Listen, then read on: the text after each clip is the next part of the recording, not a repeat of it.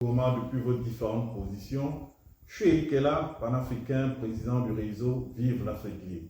Nous allons faire immersion dans mon pays, le Gabon, pour commenter l'actualité nationale qui est toujours animée par les récentes élections législatives et locales qui créent une polémique très importante au niveau du Gabon. Beaucoup de sorties de plusieurs hommes politiques, beaucoup de sorties des personnalités de la société civile et beaucoup de sorties des Gabonais lambda pour critiquer, pour fustiger le bourrage d'urnes, pour critiquer la transhumance, c'est-à-dire le transport des électeurs d'une ville à une autre ou d'un endroit à un autre, pour critiquer les procurations.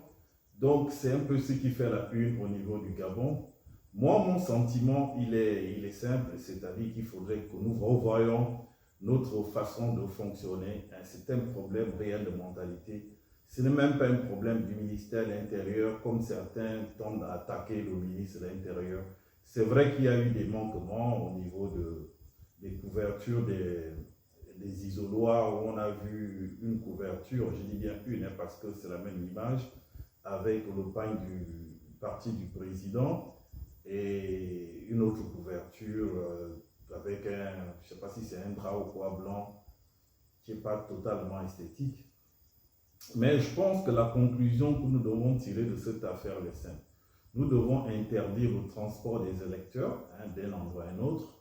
Ça doit être dans le règlement. On doit interdire maintenant les procurations, tout simplement, et condamner tous ceux qui vont essayer de corrompre, tout simplement. Si vous êtes en flagrant délit de corruption, ben vous allez écoper d'une peine de prison.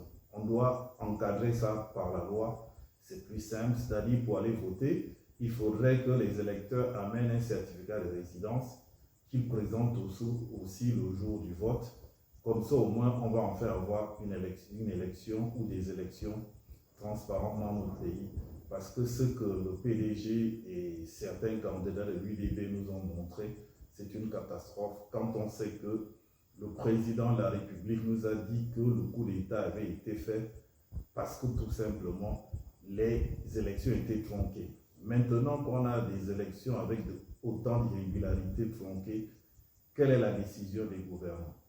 That is the question. Je vous dis au revoir, que Dieu vous bénisse.